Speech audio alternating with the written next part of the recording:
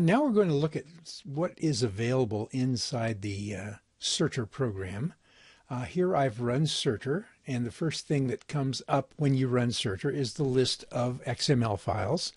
And in the video we just finished, I set up the DELI round, and the DELI round contains two parts: the tables from Scupper and the awards from the PowerPoint. And that's what we have in here now. We get the message that says the medals have been imported. That's good. And now we'll just look around and see what we have available for us. Now we notice that on this first page, which is actually the View Certificates page, if you click on that, it comes back to the same place. That's the one that's run every time when you start up Certer. You have a list of scholars, and each scholar, when you click on it, it puts their certificate here. And the certificate contains the name of the round, the dates, the time, the divisions, whether or not they qualify, Daniel's signature, the Scholars Cup logo, the name of the student, the school, and the awards data. These come from the different tables inside the XML file. All of this is just pulled from these raw tables. Here's the tables in the XML file again. These are all the raw tables, and every certificate comes from here. Now, if you were looking at that first certificate and you were wondering where it came from, if you wanted to change, for example, the name of the round, the name of the round on the certificate right now is DELI round. If you were to go in and, for example, change the, go into the rounds folder, or the rounds table, here it is, and change this to DELI October, for example. You could click Save on that, and then you can just go back to the first page, and you'll find that the name of the round is now DELI October. In a very similar way, you can change other information on any certificate by just going into the XML tables. Whoops, yeah, that's the right one. And let's change that one back. I don't like DELI October, but that would, a possible name. You can change the round name to anything. Then you could go into the contests, and you could change the name of the divisions, junior, senior, and then the young divisions, which are those are the CREA awards for both divisions. Those are in there also. Now you could change the qualifying score here, but that's not useful because that doesn't show that anywhere.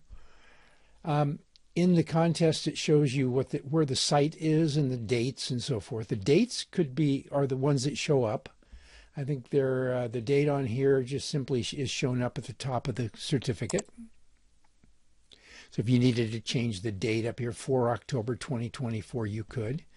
Then for the scholar, this is scholar. It doesn't give you the scholar's ID or anything. You could switch over here to 601C is what it is.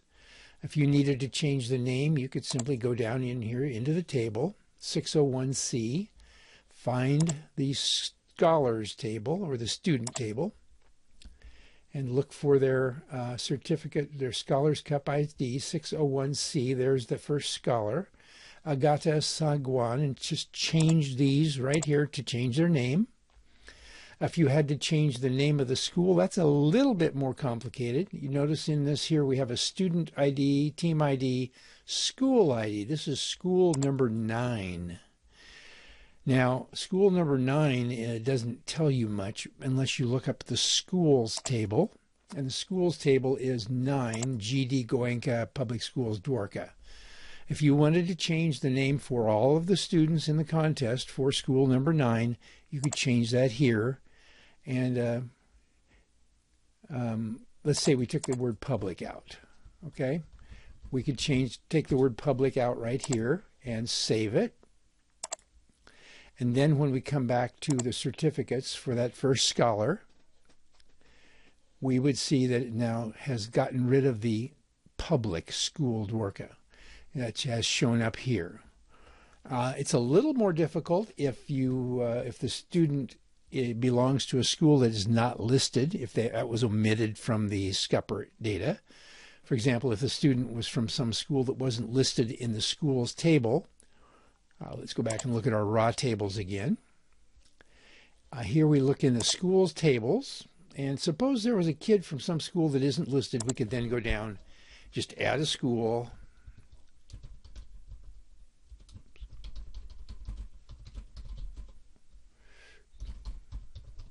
add a country, whatever country they're in, and that obviously would probably be India.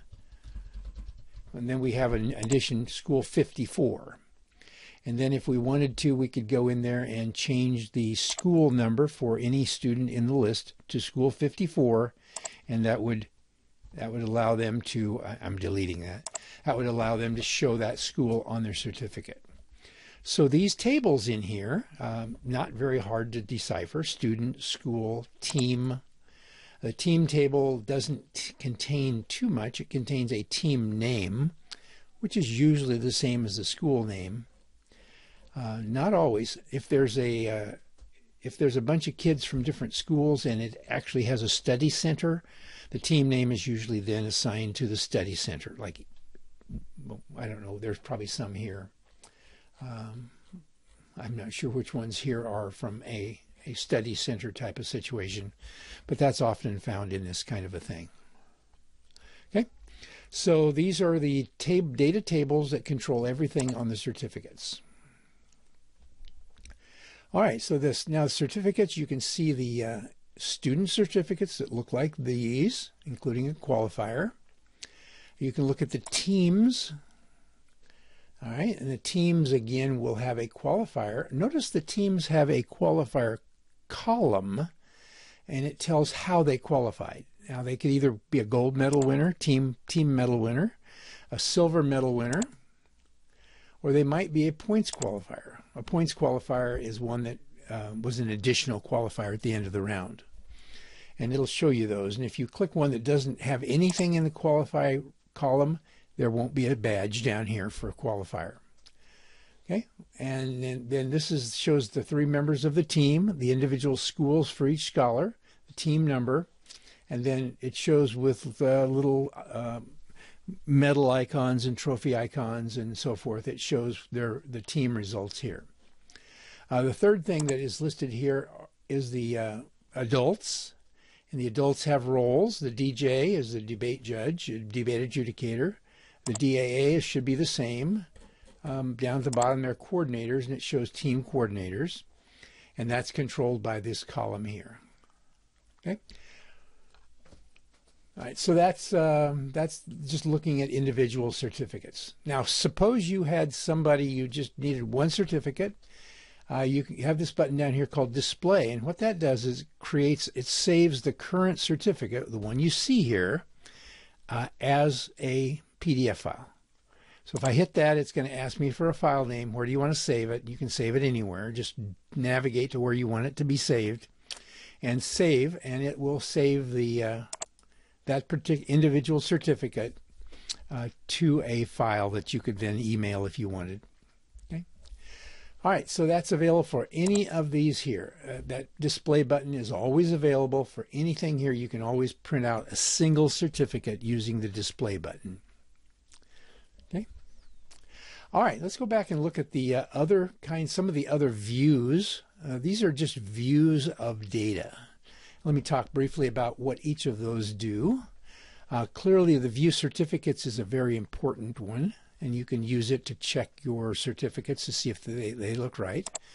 This is a list of qualified teams. Now, there's a bunch of information here, and what I had in mind when I created this report was I imagined that somebody would create for example, a Google Sheet, and after every round they could then copy all of the qualified teams after each round, including that shows how they qualified, whether they were gold, silver, points, trophy, whatever.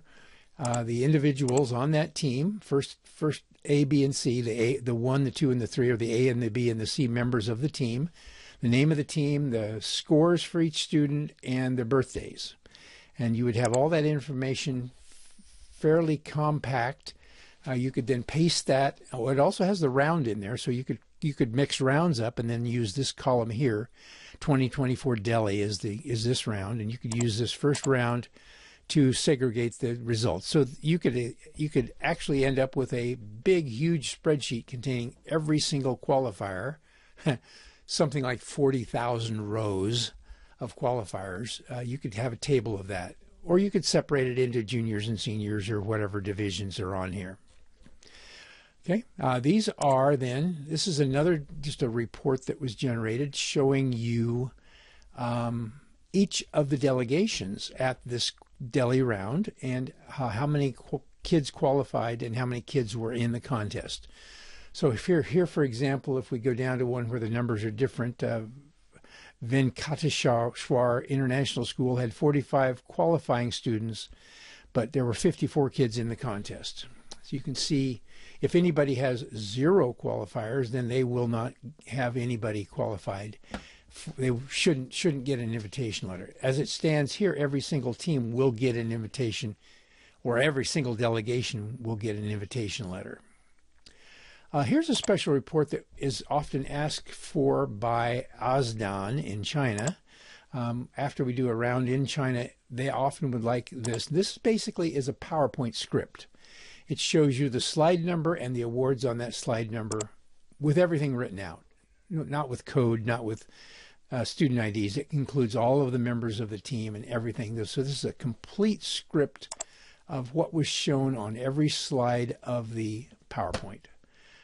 So that's just called PowerPoint script. And any of these here that you see on this table have this little button down at the bottom.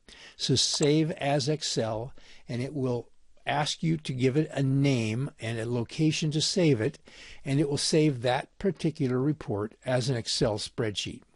Obviously, you could go to the corner and copy it, Control C, and just paste that into an Excel spreadsheet also. You can do that to any of these reports that we're looking at. The qualified teams can be cut and pasted or saved as an Excel spreadsheet.